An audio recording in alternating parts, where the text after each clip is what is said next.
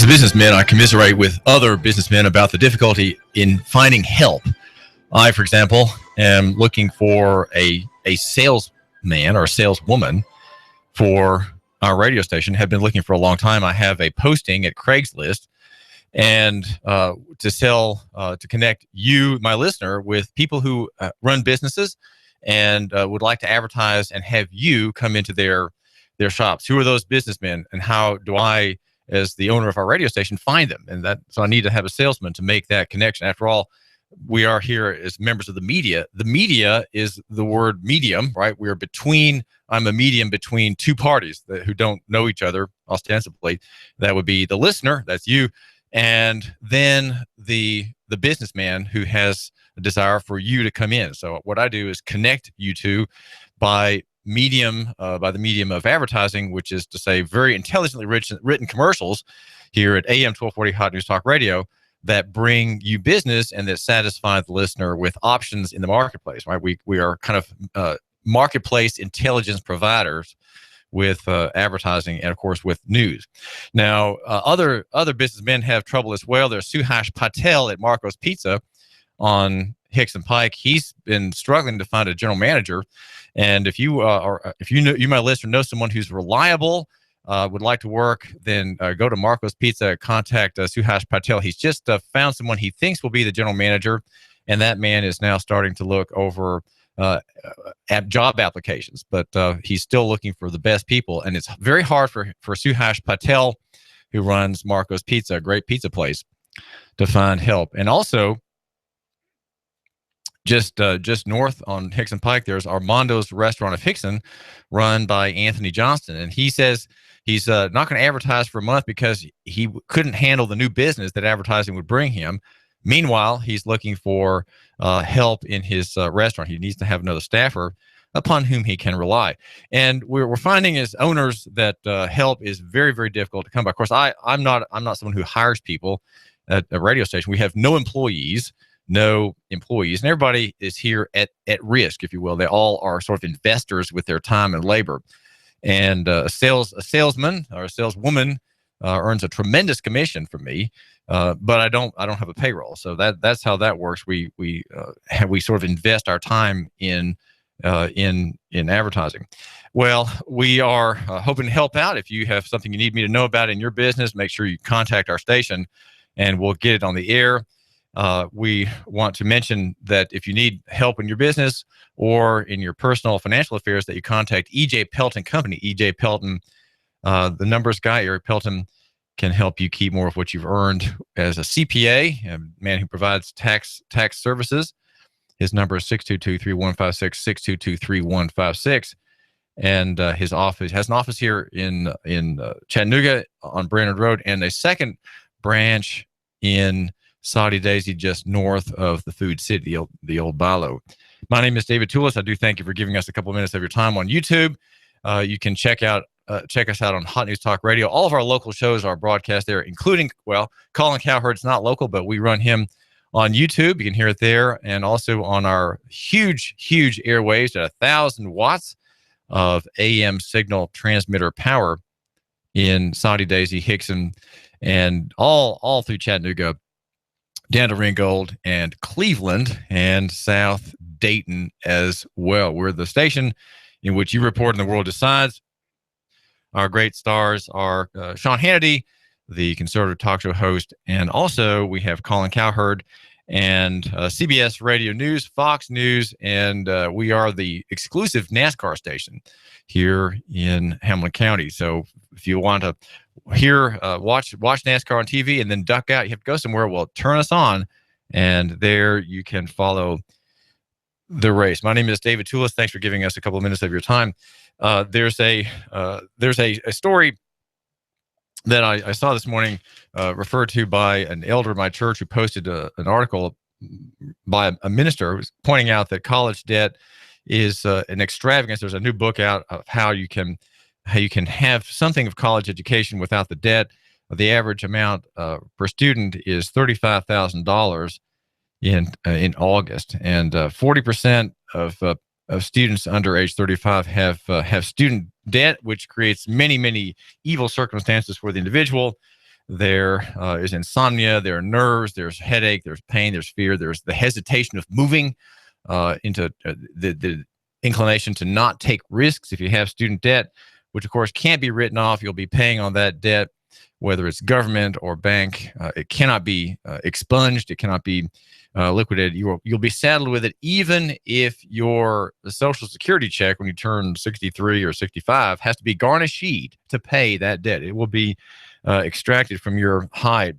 And you, my listener, your children, perhaps who are being fools, are contracting gigantic obligations in Federal Reserve notes, in paper money, which is simply, it's marvelous that people can create these dollars from nothing, lend them to you, and then bind you to performance in a kind of feudal serfdom. You are, in fact, a slave. We have in the news cycle today word about President Obama complaining about the enslavement of people worldwide. It's called human trafficking. And yet the bank sector and the federal state, which has absorbed the entire student lending program, passing $1.2 trillion now, in enslaving people who enter therein voluntarily, right? And they enter therein not ignorantly, and they know what they've gotten into, but somehow they think that going to class and having the quote college experience is worth binding their future down.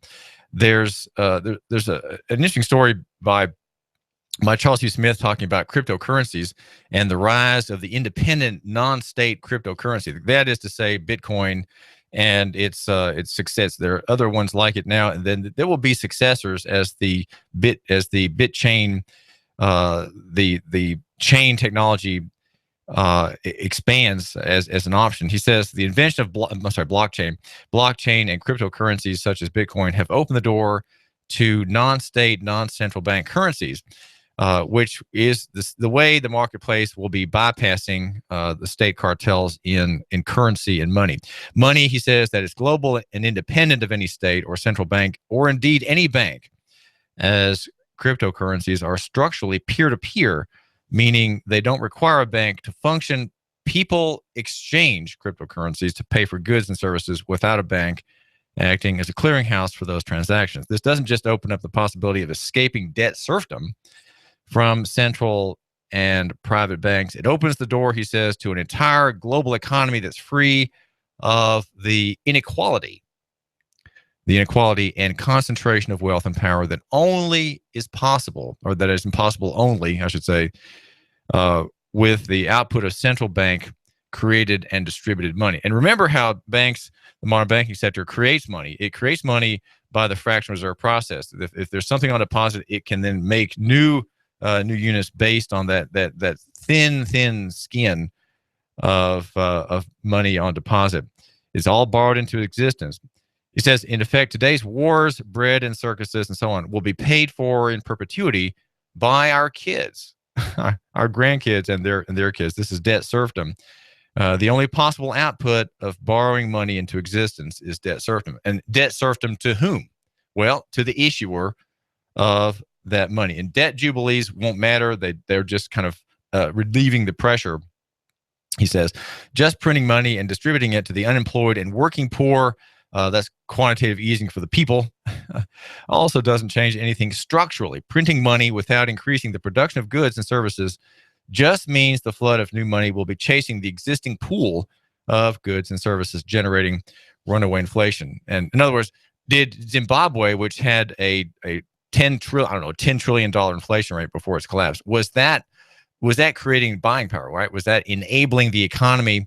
Well, no, of course. Even if you know just very on the edges of your mind what happened to that dollar, what didn't create new goods and services. It just created a depression, a hyperinflationary depression is what that created. There are two errors that Keynesians make. Keynesians are virtually all economists, and most important economists are on the Fed payroll in some way. So they're defenders of the status quo. It makes assumptions that are wrong on 2 points. He says, in reality, printing and distributing money does not guarantee a corresponding expansion of goods and services. The magic of inflation is a misleading fantasy. The actual mechanism is much more complex than mere demand. And he calls it the Keynesian cargo cult. And it has a second flaw, and that is the solution of printing free money. And what happens there is what we have had in the past 8 years that has boosted the nominal dollar value of the stock market, right? The stock market is an inflation that's being recorded in that market. It's not, the inflation hasn't gone into food and other things. It has gone in the retail sector. It's gone into these paper assets where people have fled because they're being denied a fair interest rate at their bank or credit union. The free money funds worthless and destructive uses.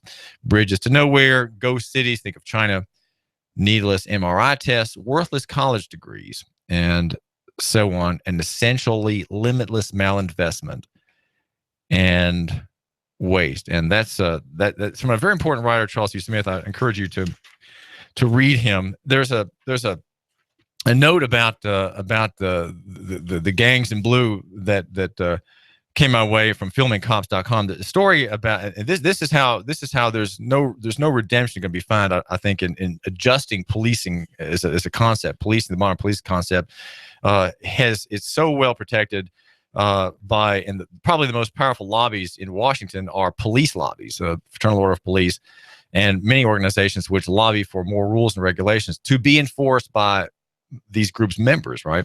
And the story is out of Chicago, and there is a Officer Burge who had 200 victims, mostly black men, from the 70s to the 90s. And this officer, who's been freed from prison, he has served 4 years on a perjury charge, was involved in the most brutal brutality against people who were arrested for no cause. They were black men, often men not articulate, not knowing their rights, were swept up and put to the torture. He oversaw a torture ring of black men, of officers scooped up from the streets and framed.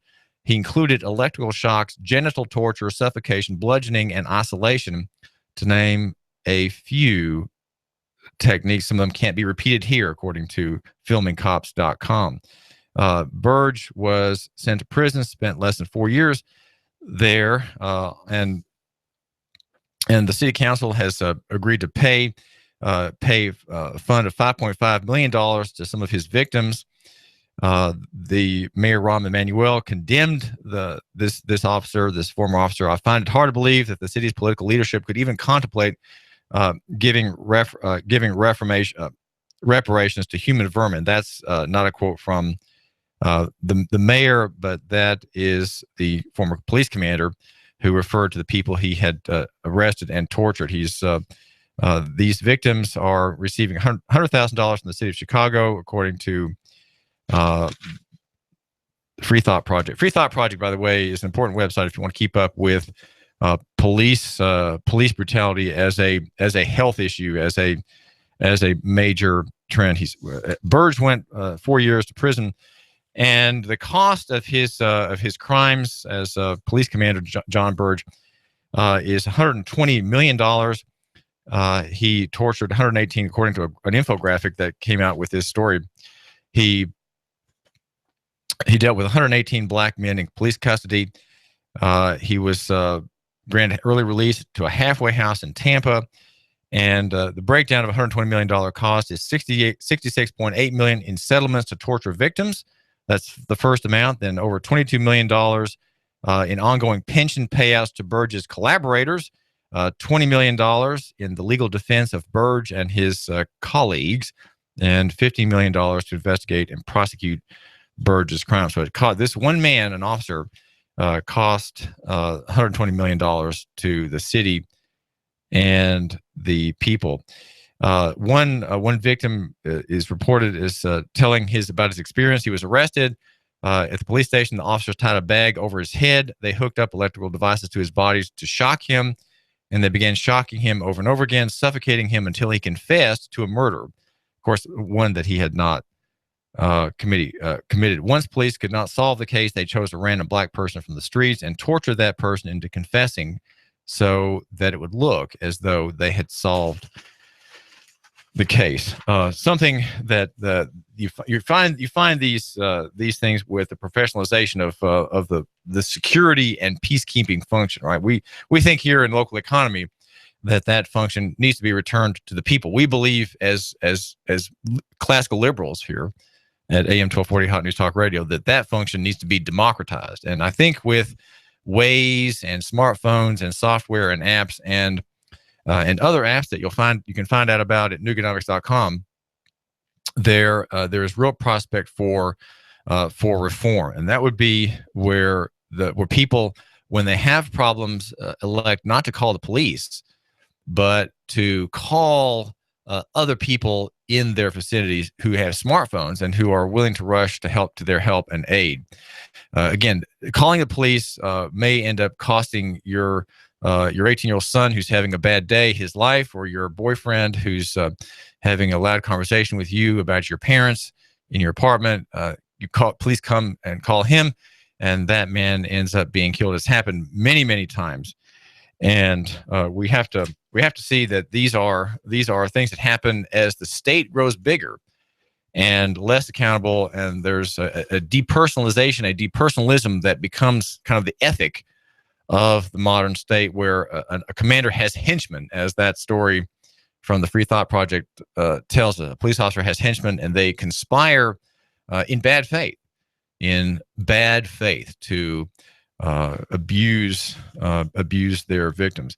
Wendell Berry is a writer, and he's making some suggestions in a piece called "Conserving Communities." He's making a proposal that we have a local economy party, and I just had to laugh when I read this, because of course we have two parties. We have Republicans and Democrats, and we're going to find out about a writer, a man who's been in the sales business, and he also sells insurance. He's been in the grocery food sales business for 24 years, and has been very active politically in the Republican Party in Knoxville. We're going to find out about how he runs a blog that is called BrianHornback.com, that has challenged the traditional media in that city by providing insight and reporting about political events there.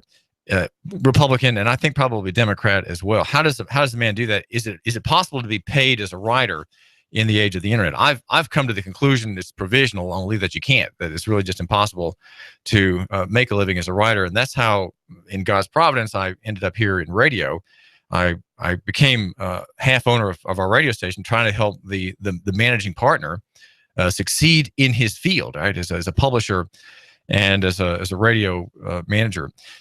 Wendell Berry says that the natural membership of the community party, as he calls it, would consist of small ranchers, farmers, market gardeners, worried consumers, owners, and employees of small shops and stores, community banks, and other small businesses, self-employed people, religious people, that would be Christians, I guess, even Muslims, and conservationists. The aims of this party really are only two: the preservation of ecological diversity and integrity, and the renewal on sound cultural and ecological principles of local economies and local communities. And he has a kind of a checklist of things that the party would stand for. I think it's very interesting to see. Some of them seem a little fruity, and that is, I think, because Wendell Berry borrows a lot from what we could call the fruit of Christianity without appealing to the source, and that would be, of course, God Himself in the person of Jesus, His Son, who came to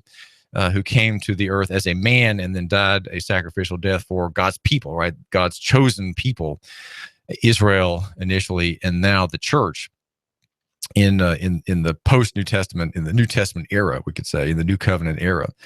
But even though Wendell Berry borrows and somehow doesn't acknowledge, and has a kind of maybe more of a green angle than one would be comfortable with, he has some ideas on how a local economy party would work, what it would stand for.